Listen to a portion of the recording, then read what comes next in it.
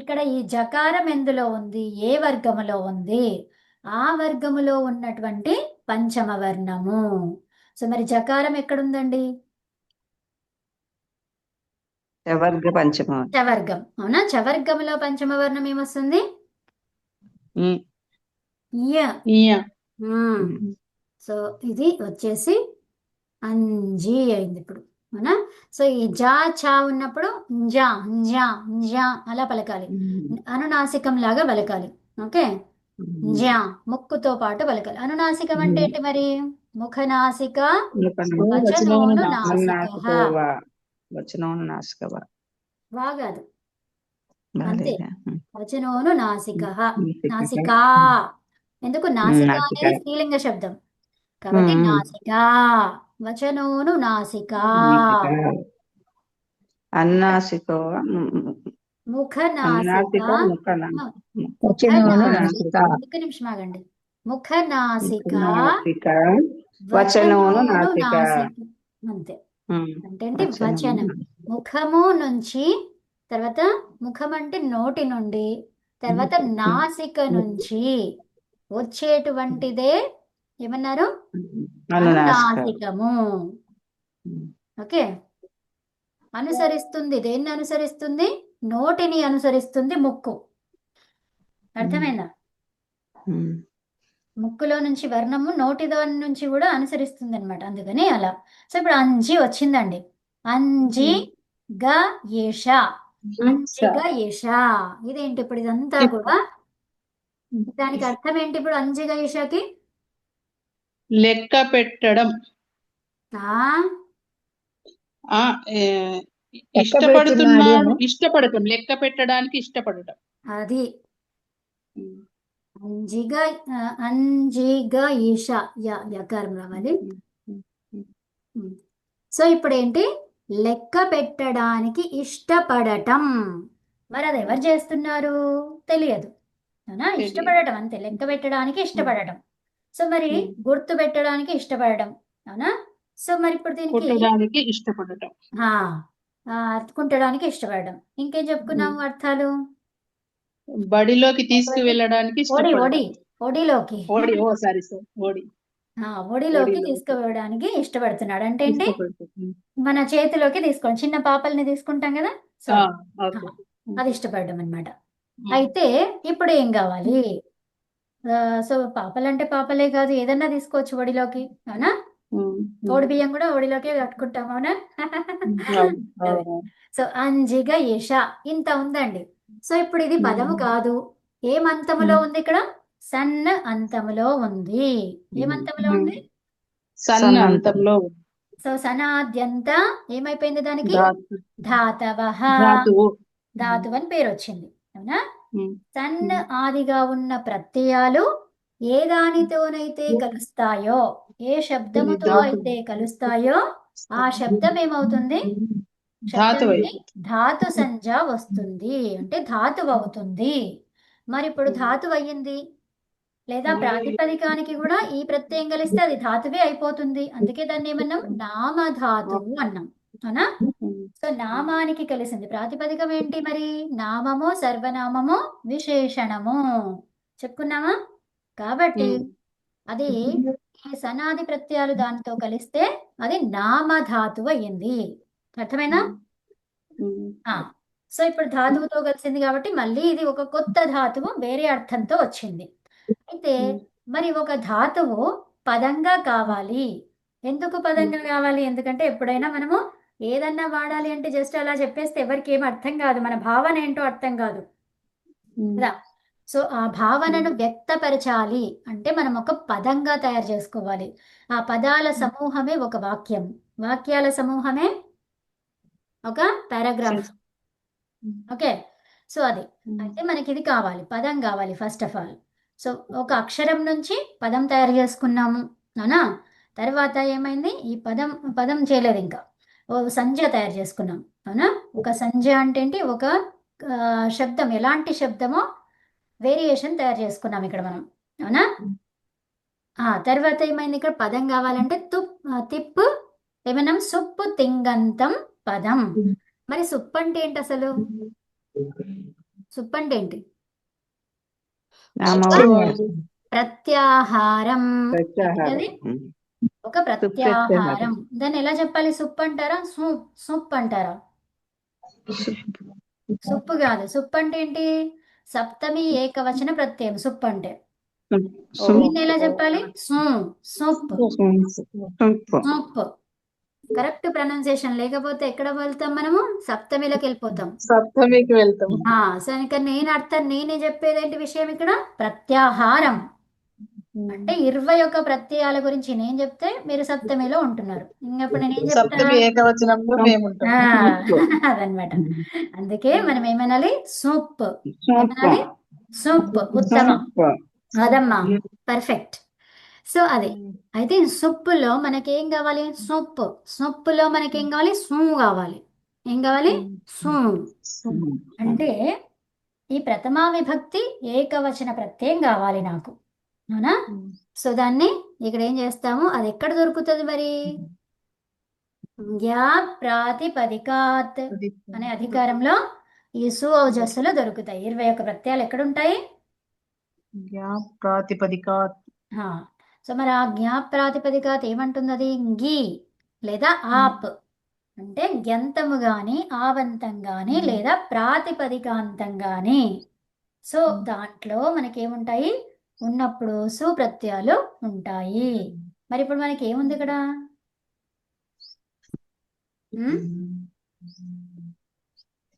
ఇది ఒక ధాతువు అంటున్నాం. మరి ధాతువుకి సుప్రత్యయం తీసుకొస్తామా? ఇది ఆవంతము కాదు, గ్యంతము కాదు, ప్రాతిపదికము కాదు. మరి సు తీసుకొస్తామా? తీసుకురావద్దు. ఇంకా అవకాశం లేదు అక్కడ. ఏం చేద్దాం మరి ఇప్పుడు? అదొక ధాతువు. సో తింగ్ ప్రత్యయాలు తీసుకురావాలి. ఏం తేవాలండి? తింగ్ ప్రత్యయాలు. తింగ్ ప్రత్యయాలు. మరి తింగ్ అన్నాను. ఈ తింగ్ ఏంటి మరి? ఏంటది అసలు? ప్రత్యాహారము. ఏంటి? ప్రత్యయాలకి ప్రత్యాహారము. ఇదేంటి? అక్షరాలకి ప్రత్యాహారం కాదు, ఇది ప్రత్యయాలకి ప్రత్యాహారం. ఏంటిది ఇది? ప్రత్యయాలకు ప్రత్యాహారం. ప్రత్యయాలకి ప్రత్యాహారం. ఇక్కడ ఉండేవి ఏంటివి అంటున్నాం మనము? ప్రత్యాహారం. సో ఇప్పుడు అచ్ అన్నాను అనుకోండి, ఇక్కడ ఏమొచ్చాయి? అక్షరాలకి ప్రత్యాహారం. ఇదేంటిది? ఇది అక్షరాలకు ప్రత్యాహారం.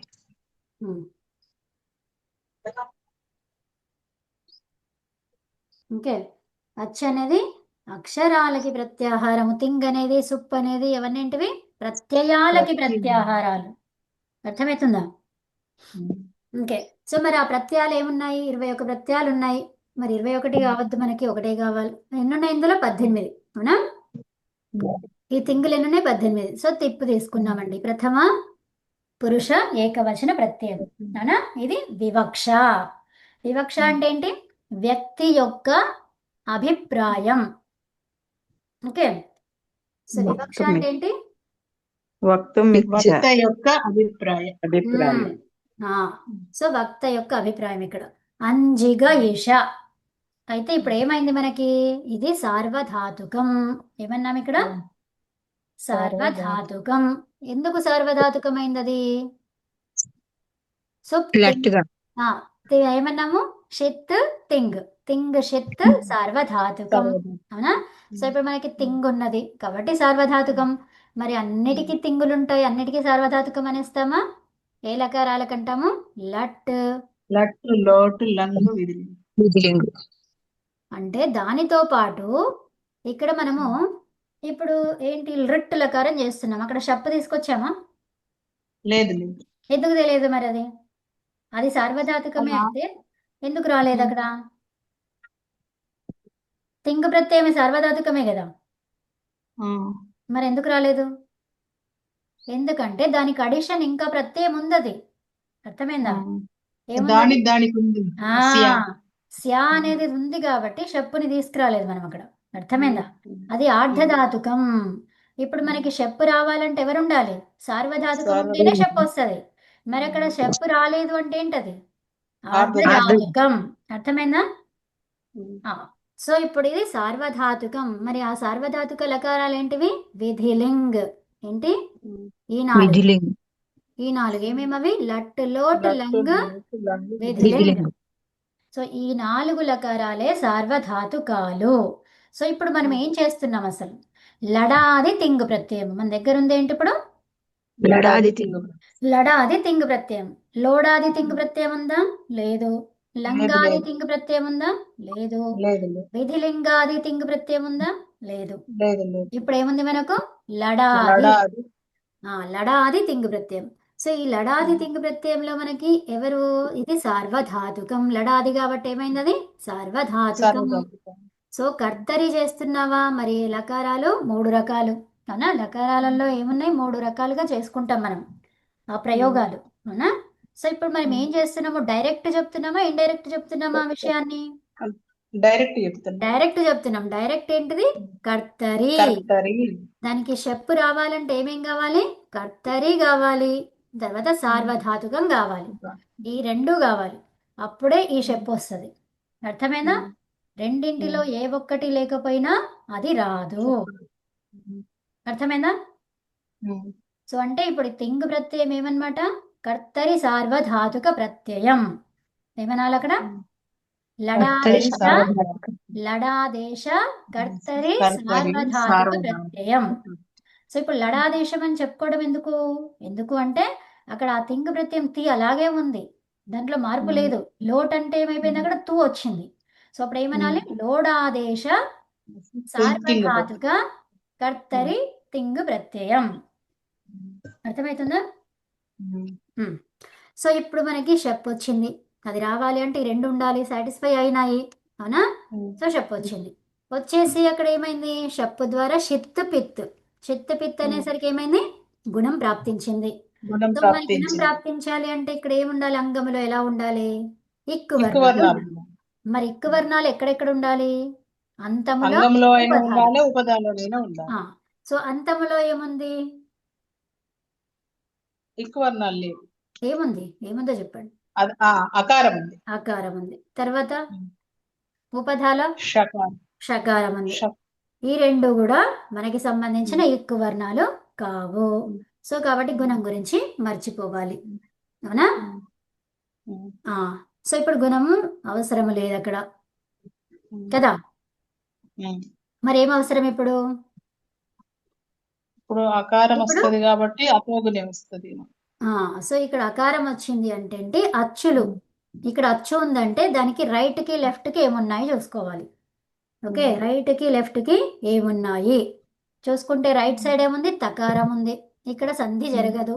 ఇక్కడ లెఫ్ట్ సైడ్ చూసుకుంటే అకారం ఉంది, సంధి జరిగే అవకాశము ఉన్నది. అవునా? అచ్చులకి మధ్య ఏం జరుగుతుంది? సంధి. అవునా? సో సంధి జరగాలి అంటే మరి ఏ సంధి జరగాలి? సంధులు చాలా రకాలు ఉన్నాయి. ఏ సంధి అంటే ఇక్కడ మనకి కాదు కాబట్టి ఏమి వచ్చారు? అతోగుణే. అంటే ఏంటి? అత్ అకారము తర్వాత గుణవర్ణము ఉంటే మరి గుణవర్ణాలు ఏంటివి అవి? అదేం గుణ. అవునా? అదేం గుణ. సో అంటే అకారము, ఏకారము, ఓకారము. అందులో గుణవర్ణం ఏదండి? ఇప్పుడు మనకున్నది అక్కడ మూడిట్లో ఏదో ఒకటి ఉన్నది. ఏది కామన్ గా? అకారం. సో ఇది ఉంది మనకు. అవునా? గుణవర్ణం ఉంది అంటే అకారము తరువాత అత్. అతో అన్నాం. అతో అంటే ఏంటి? అతహ. ఈ ఓకారం ఏంటి? ఊ అన్నమాట. ఊకి పూర్వం ఏముంటుంది? విసర్గ. అర్థమైందా? ఈ విసర్గ ఊ అయింది, ఊ నుంచి ఓ అయింది, గుణమైంది. ఓకే. సో ఫైనల్ గా డెస్టినేషన్ లో ఎవరున్నారు మనకు అక్కడ? విసర్గ. ఓకే. సో అతహ. అతహ అనేది ఏంటిది యాక్చువల్గా అక్కడ? అది పంచమి. ఏంటది? పంచమి. సో పంచమిలో అలాగే ఉంటుంది, తర్వాత షష్ఠిలో అలాగే ఉంటుంది. ఎప్పుడు? హలంత శబ్దం అయితే. అర్థమైందా? సో ఇప్పుడు మనకి అత్ అంటే ఏంటి? ఇక్కడ మినిమైజ్ చేసినాం అంటే అకారాలు ఎన్ని రకాలు? 18. 9 అనునాసికముతో 9, అననునాసికంతో 9. ఎన్నైనాయి? 18 ఉన్నాయి. సో 18 అకారాలలో నేను ఎవరిని తీసుకోవాలి? ఎవరు రావాలి అక్కడ అంటే మహర్షి ఏమన్నారు? జస్ట్ నేను ఇక్కడ తపరం దేనికి చేశానో అది మాత్రమే తీసుకో. అర్థమైందా? తపరం దేనికి ఉందండి? అకారానికి ఉంది. సో అంటే అకారమే ఉండాలి అక్కడ. ఓకే, సో మరి అకారము తర్వాత అకారము ఉంటే గుణవర్ణాలు అంటే ఏంటి? ఆ గాని ఏ గాని ఓ గాని ఉంటే పరరూపం ఏకాదేశం అవుతుంది. సో ఇక్కడ ఈ అకారమే వస్తుంది. ఈ ఆ ఏమైంది? ఇంకా అది ఇందులో కలిసిపోయింది. ఓకే, సో ఇప్పుడు ఏమైపోయింది మొత్తం ఫైనల్ గా? అంజిక ఏషతి. గయశతి. ఇది రూపం వచ్చింది. అంజిక ఏషతి అంటే ఏంటి మరి? అంటే గుర్తు పెట్టడానికి ఇష్టపడుతున్నాడు ఇప్పుడు. ప్రస్తుతము ఇష్టపడుతున్నాడు. మరి ప్రస్తుతం చెప్పడానికి ఎవరు వచ్చారు? లట్. ఏషతి. మరి లట్ అని ఎక్కడ తెలుసుకున్నాము? ఇక్కడ ప్రత్యయాలలో ఇక్కడ ఏముంది అందులో? దేని ద్వారా మనకి లట్ అని తెలిసింది? తి. ఏం చెప్పింది? 3 విషయాలు చెప్పింది. 3 విషయాలు చెప్పింది తి అనేది. ఏమేమి అవి చెప్పండి? ఒకటి ఏమో లట్ వర్తమానం, తర్వాత ఏంటిది? వచనం. తర్వాత ఇంకోటి ఏంటిది? పురుష. 3 చెప్పింది ఈ తి ఒకటి. అర్థమేనా? తర్వాత ఈ షా అనేది ఏంటిది అసలు? యాక్చువల్ గా అక్కడ ఏముంది? బాగుంది. బాగుందంటే ఇష్టం. ఇష్టం గురించి చెప్పింది అది. ఓకే, తర్వాత ఇంకేమున్నాయి? ధాతువు ఏంటిది అమ్మ? కాలం ఏంటి? కాలం ఇప్పుడు ఇష్టపడతాను. ఇది కాలం లట్లకారం వర్తమానమే కదా, అయిపోయింది కదా, కాలం అయిపోయింది. తర్వాత సో ఇక్కడ ఇక్కడ గాయి జీ గాయి ఏంటిది? అది ద్విత్వం అయింది. అక్కడ ద్విత్వం అయింది అంటే ఏముంది అక్కడ? సన్ ఆల్రెడీ ఉంది. తర్వాత ఇంకేముంది? అయ్యి నిచ్. అవునా? సో నిచ్ అంటే ఏంటి? 2 అర్థాలు రావచ్చు. అవునా? చేయించడము లేదా చురాదిగనం. ఏమేమి అర్థాలు? చేయించడము. ఒక్క నిమిషం. చేయించడం అంటే హేతుమతి చ. ఇంకోటి ఏంటి? చురాదిగనము. అంతే, 2. ఓకే, చేయించడము అన్నప్పుడు ఏమైందని? నిచ్చే వచ్చింది అక్కడ కూడా. సో చురాదిగనం అంటే కూడా నిచ్చే. మరి చురాదిగనం ఉన్నప్పుడు ఏమైంది? స్వార్థం కోసం చేస్తున్నాడు. స్వార్థం తను చేస్తున్నాడు కాదమ్మా. తను అని కాదు, అది కాదు, ఇది కాదు. ఏం చేసుకోవాలి? ధాతు అర్థము. అవునా? సో ఇక్కడ తను వేరే వాళ్ళు అనేది ఉండదు అక్కడ. ఓకే, సో ఇప్పుడు ఏం తీసుకోవాలి? ధాతు అర్థమే తీసుకోవాలి. అవునా? చేయడము చేయించడము అలాంటి అర్థాలు తీసుకోవద్దు. అర్థమైందా? ఓకే, తర్వాత ఇదేంటి? నిత్యంతములో అంటే ఇప్పుడు మనకి ఏం తీసుకున్నాము? ఇది చురాదిగణం అని చెప్పుకున్నాము కాబట్టి ఏ అర్థంలో తీసుకున్నాము? స్వార్థం. తర్వాత ఇప్పుడు మరి ఎందుకు వచ్చింది? ధాతు. ఇదంతా కూడా ఇది ధాతు పార్ట్. ఇదంతా కూడా ధాతు పార్ట్. అదంతా కూడా ధాతు పార్ట్. ధాతువు ఏంటి? అంగధాతువు. ఏంటిది అది? అంగధాతువు. ఈ అంగధాతువుకి ఏమేమి వచ్చాయి? నిచ్, తర్వాత సన్న, తర్వాత కాలము, తర్వాత వచనము, పురుష. అర్థమైనా? మళ్ళీ చెప్పండి. దీన్ని మనము స్క్రాంబుల్ చేయాలి, అన్స్క్రాంబుల్ చేయాలి, దాన్ని యాడ్ చేయాలి. ఇదంతా మనకి రావాలి. ఒక్కటే చేస్తుంటాము. ఆ ఒక్క దాంట్లో పర్ఫెక్షన్ ఉండాలి. ఓకే, ఇప్పుడు ఇందాక అమ్మ అన్నారు అది తను చేస్తున్నారు అని. మనం అప్పుడు నిచ్చు చేస్తున్నాం చూడండి. అప్పుడు నిచ్చు చేసినప్పుడు పరస్మైపది, ఆత్మనేపది, చురాదిగణం, నిజంతం గురించి ఈ 4 గురించి చెప్పుకున్నాం కదా. అది అమ్మ చెప్పేది. అంటే పరస్మైపది అంటే తను ఇతరుల కోసం చేస్తున్నాడు. ఆత్మనేపది అంటే తన కోసం చేయడము. చురాదిగణంలో తనే చేయడము. నిజంతంలో తను ఇతరులతో చేయిస్తున్నాడు. చేయడం చేయించడం అది గుర్తుపెట్టుకోవాలి. వినడం, అమ్మ అది చెప్పారు ఇందాక. అవును, అదే. సో కానీ మనకి ఇక్కడ ఇదే కావాలి ఫస్ట్. అదైనాక మనం మళ్ళీ అది మాట్లాడుకుంటాం కదా అలా. సో ఇప్పుడు ఏంటి ఏమర్థమైంది ఇక్కడ మనకి? అర్థమైందా ఇదంతా? అర్థమైంది. అంగధాతువుకి ఇన్ని వచ్చినాయని అర్థమైంది. ఇప్పుడు మనము చెప్పుకునేది ఏంటి అవి చూడండి. ఇప్పుడు మన ఇందిరా గారు చెప్పారు కదా, అమ్మ చెప్పారు కదా. సో ఏం చెప్పారు సత్యవతమ్మ? 4 విషయాలు ఉంటాయి మనకి. ఓకే, ఏమేమి అవి? పదులు. ఏం పది? పరస్మైపది, ఆత్మనేపది. ఓకే, సో ఇప్పుడు పరస్మైపది, ఆత్మనేపది అంటే అసలు అర్థం ఏంటి? 2 అర్థాలు మనకి తెలుసు, కానీ ఆ అర్థాలు అన్నిటికీ వ్యాలిడా? కాదు. అర్థమైనా? సో ఇప్పుడు ఏమున్నాయి? పరస్మైపది. ఓకే, పరస్మైపది అంటే అర్థం ఏంటిది? పరుల కోసం చేయడం. అవునా?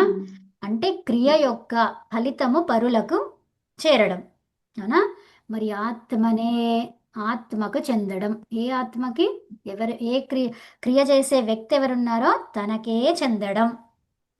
ఓకే, ఇంకోటి ఏంటిది? చురాది గణము. అవునా? ఇంకోటి ఏంటిది? హేతు. నిజంతం. దాన్నే నిత్య అంతం అంటాం, న్యంతం అంటాం. ఓకే, సో న్యంతం అంటాం, నీ అంతములో ఉండడం న్యంతం. ఓకే, సో అయితే పరస్మైపది అంటే ఏంటి? ఏం చెప్పుకున్నాము? తను ఇతరుల కోసం చేయడం కాదు, ఇతరుల కోసం చేసేది ఏది? హేతు. అర్థమైందా?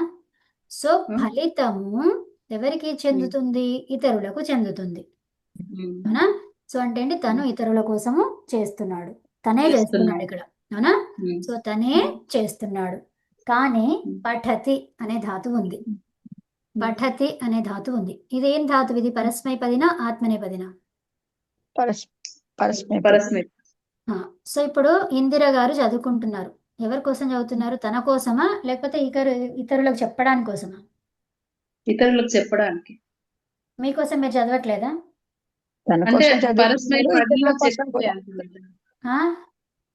తన కోసం చదువుతున్నారు, ఇతరుల కోసం రెండు జరుగుతున్నాయి ఇక్కడ క్రియలు. అవునా? తను తెలుసుకుని ఇతరులకు చెప్తున్నారు. ఒక్క నిమిషం ఆగండి. ఫస్ట్ తన కోసం చదువుకుంటారు, తనకే అర్థం కాకపోతే ఇతరులకు ఎలా చెప్తుంది? ఇతరులకు చెప్పడానికి ఇష్టపడతాడు. సో అంటే ఏంటి? ఇష్టపడుతున్నారా లేదా తర్వాత విషయము. ఇక్కడ విషయం ఏంటిది? తన కోసము చేస్తుంది. మరి ఇక్కడ పఠతే లేదు కదా, మరి తన కోసం అని ఎలా చెప్తావు నువ్వు? అర్థమైందా? అది ఆత్మనేపది కాదు కదా, నీకోసం అని ఎలా అంటావు? అనడానికి వీలు లేదు.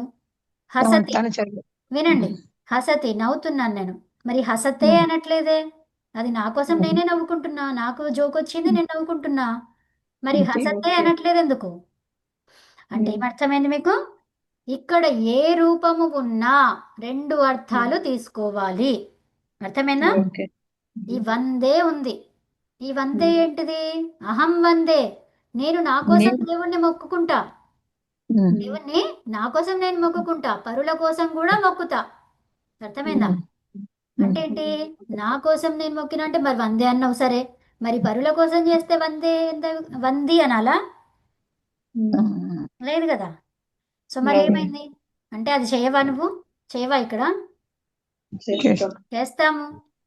మరేంటి అంటే ఇది మరి ఉభయపది కాదు. అర్థాన్ని ఎలా తీసుకుంటావు?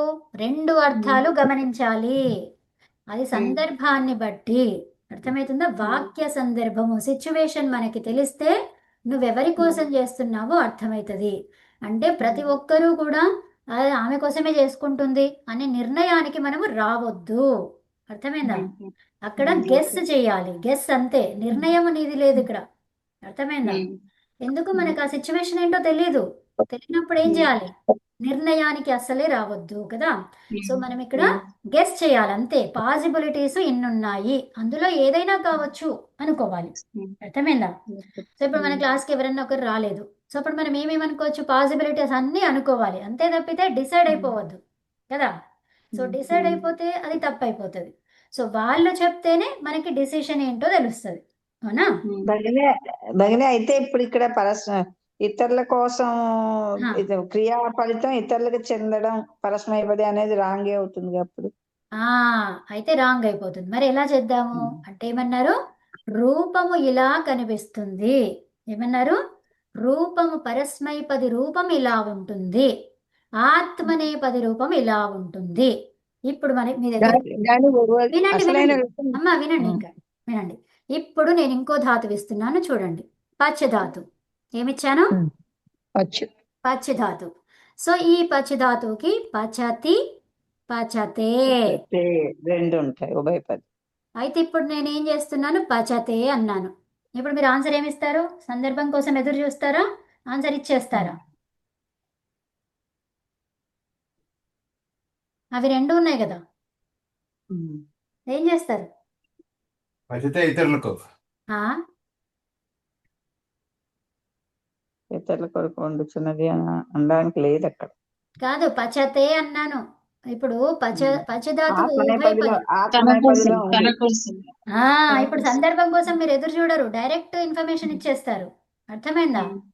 సందర్భం అవసరం లేదు. రూపం చెప్పగానే తన కోసం, పచతి ఇతరుల కోసం. అర్థమైందా? అది అర్థమైంది. ఉభయపది వచ్చినప్పుడు నువ్వు డైరెక్ట్ చెప్పేస్తావు. నువ్వు ఇన్ఫర్మేషన్ కోసం ఎదురు చూడవు, సెంటెన్స్ కోసం ఎదురు చూడవు, సిచ్యువేషన్ కోసం పరస్మైపది ఎదురు. వచ్చినప్పుడు సందర్భం చూడాలి, ఆత్మనేపది ఒకటే వచ్చినప్పుడు కూడా సందర్భం చూడాలి. సందర్భం చూడాలి. ఉభయపది వస్తే చెప్పేయాలి. అది అర్థమైందమ్మా? అంటే పచ్చితే అని చెప్తే తన కోసం చేసుకుంటున్నాడు అని అర్థం వచ్చేస్తుంది. ఇంకా అంతేమ్మా, ఇంకా వేరుగా చెప్పక్కర్లేదు ఎవరికి, వాడు అడగక్కర్లేదు. ఇంకా అంతే తన కోసం చేసుకుంటోంది అని. అంతే. సో సో ఇప్పుడు చురాదిగణం ఉంది, చురాదిగణంలో అన్ని ఉభయపదులే. సో ఇప్పుడు చోరతి చోరయతి అన్నాడు అంటే ఏంటి? ఇతరుల కోసం చేస్తున్నాడు ఆయన, తన కోసం చేసుకోవట్లేదు. అర్థమైందా? చోరయతే ఇప్పుడు ఏమైంది? ఇతను తన కోసం చేసుకుంటున్నాడు. అది అర్థమైందా? ఉభయపది వచ్చినప్పుడు నీకు ఇన్ఫర్మేషన్ అక్కర్లేదు, డైరెక్ట్ ధాతువు చెప్పేస్తే నువ్వు ఆన్సర్ ఏంటో చెప్పేస్తావు. ఇంకో వాక్యం చెప్పరా ఉభయపదిది? చెప్పండి. నేను చెప్పలేకే అడుగుతున్నా. నువ్వు నాకు అడుగుతున్నారా? సో ఉభయపది ధాతువులు మనకి ఎక్కడ మయా వచ్చాయి? పాకం పచ్చితే అమ్మా అంతేనా? అది కాదు, అది వేరు. మీరు ఏం చెప్తున్నారు? వాక్యాన్ని చేంజ్ చేసుకుంటున్నారు. వినండి. ఇదేంటి? ఓకే, వినండి వినండి. లడ లడ ధాతువు ఉంది. ఓకే, లడ్ ధాతువు. ఇదేంటిది? ఇది చురాదిగణ ధాతువు ఇది, కాబట్టి ఉభయపది. అవునా? చురాదిగణ ధాతువు కాబట్టి ఉభయపది. ఎందుకయింది చురాదిగణ ధాతువు అయితే ఉభయపది ఎందుకయింది అది? ఇప్పుడు ఇందాక ఫస్ట్ లో చెప్పుకున్నాం మనం, ఏకాచ అనేకాచ అని. చెప్పండి.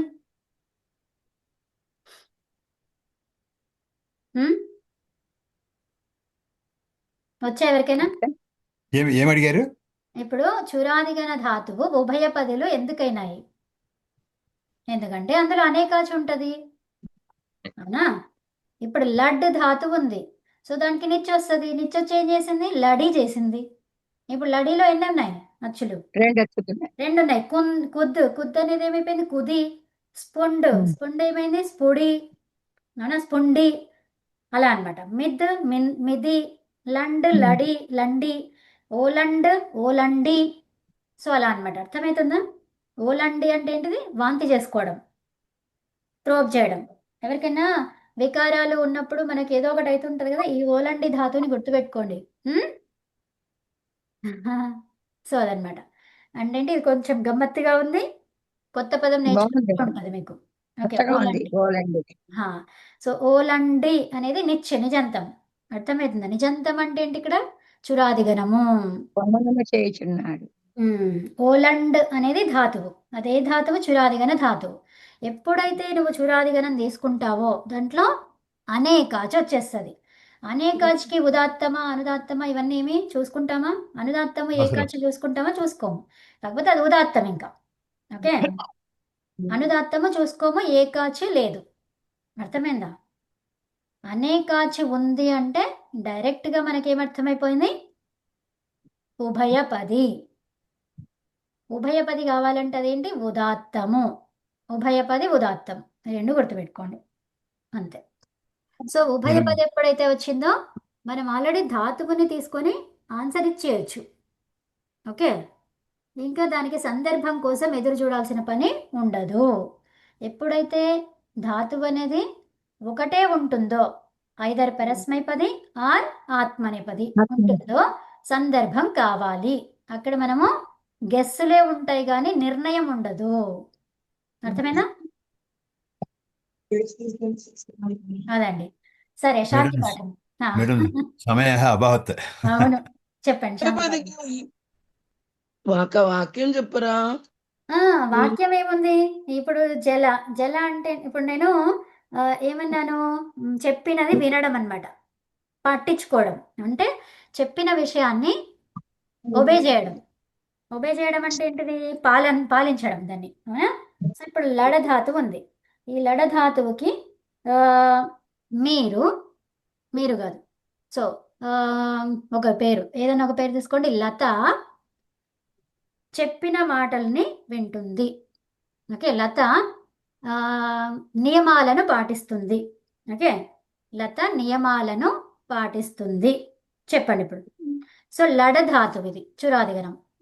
ఓకే, లడి లడే లడయతి, లడయతి లడయతే వస్తుంది. అంటే ఇప్పుడు లత చెప్పండి నియమాలను, ఏంటి? నియమ నియమాని నియమాహ, అదేంటది? నియమాహ అనేది ఏమైంది? పుల్లింగం.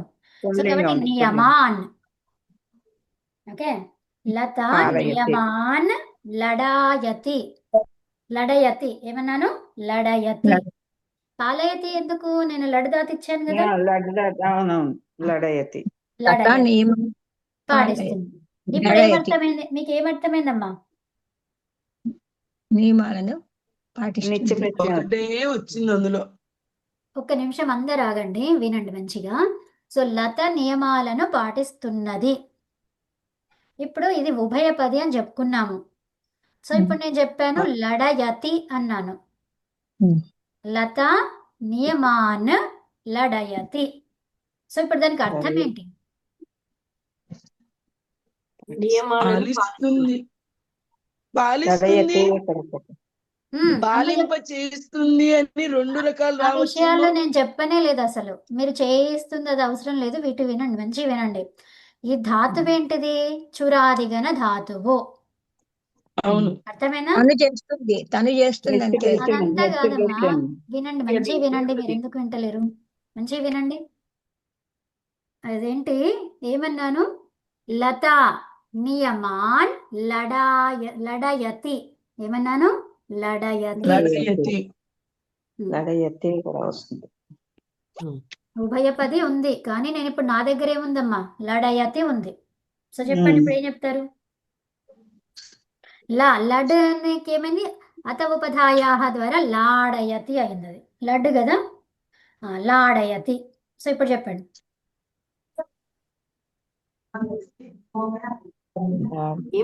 ప్రశ్న ఏంటి? నా ప్రశ్న దానికి అర్థం ఏంటి? లత నియమాన్ లాడయతి. పాలిస్తున్నది. ఇంకా మీరు సగమే చెప్తున్నారు, పాలింప కంప్లీట్ చేస్తోంది. చేయలేదు ఆన్సర్. పాలింప చేస్తోంది. తను ఆచరిస్తోంది, తను చేస్తోంది. ఇతరుల చేత చేయిస్తోంది కూడా.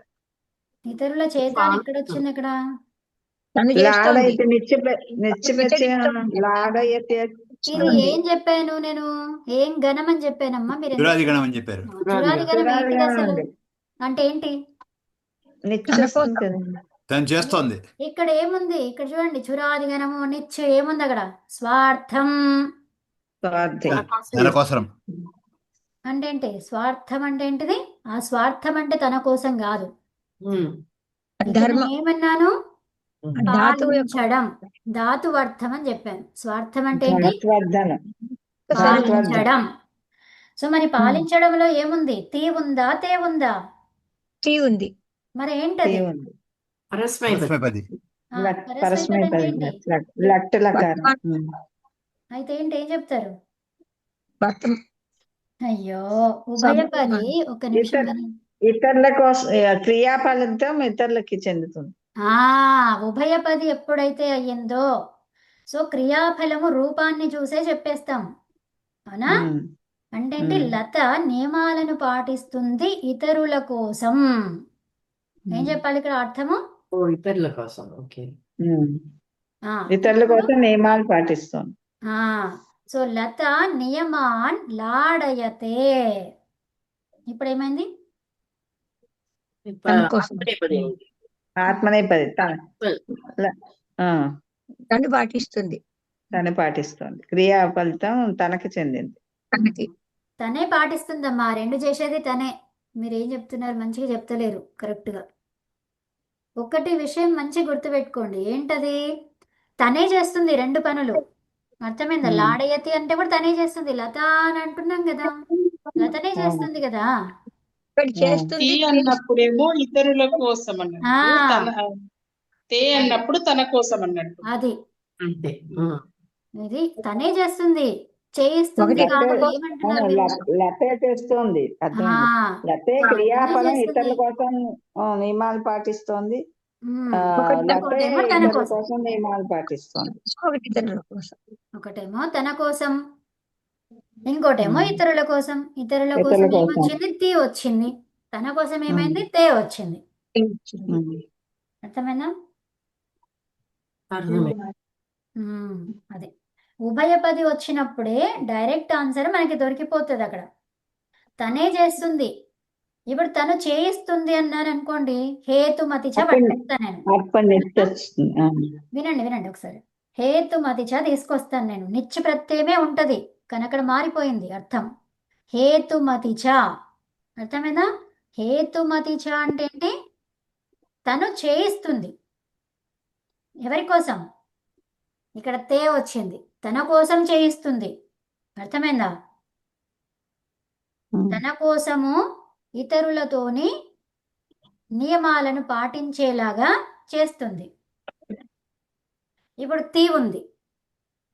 ఇతరుల కోసము, లత అనే ఆమె ఇతరుల కోసము నియమాలను పాటించేలాగా చేస్తుంది. ఇక్కడేమో తన కోసం నియమాలను పాటించేలాగా చేసింది, ఇక్కడేమో ఇతరులకు కోసం చేస్తుంది. అది అర్థమైందా? Follows rule. సో ఇక్కడ చేయించడం ఏంటిది? చేయించడం ఎప్పుడైతే వచ్చిందో, చేయట్లేదు, ఇక్కడ చేయిస్తుంది. ఒకరితో చేయిస్తుంది ఆమె, అవునా? ఇది ఎప్పుడు? హేతుమతిచ, అది కూడా నిత్యే. అర్థమైందా? సో ఇప్పుడు నాకు దీనికి 4 ఆన్సర్లు ఉంటాయి. అర్థమైందా? నేను ఫస్ట్ చురాదిగణం అన్నాను కాబట్టి లత అనే ఆమె ఇతరుల కోసము నియమాలను పాటిస్తుంది, అది ఫస్ట్ది. తర్వాత లత నియమాన్ లాడయతే. ఇప్పుడు ఏం చేసింది? లత నియమాలను తన కోసం పాటిస్తుంది. ఇప్పుడు లత నియమాన్ లాడయతి ఏ అర్థంతో వచ్చాను నేను? ఇప్పుడు చేయించడం అనే అర్థంతో వచ్చాను. ఓకే, అర్థమైందా? దీనికి 4, ఒకటే సెంటెన్స్కి 4 అర్థాలు ఉన్నాయి అక్కడ. నేను ఏది చెప్తున్నానో దాని మీదకి వెళ్ళి మీకు డిపెండ్ అయ్యి ఉంటుంది అర్థం ఏం తీసుకోవాలనేది. అర్థమైందా? ఇప్పుడు లత నియమాన్ లాడయతి అన్నాను అంటే ఏంటి? లత నియమాలను ఏంటి? పాటించడానికి చేయిస్తుంది ఇతరులతో. అర్థమైందా? ఇతరులతో, ఇతరుల కోసం. ఇది ఇతరులతో తన కోసం తే వచ్చినప్పుడు. అర్థమైందా?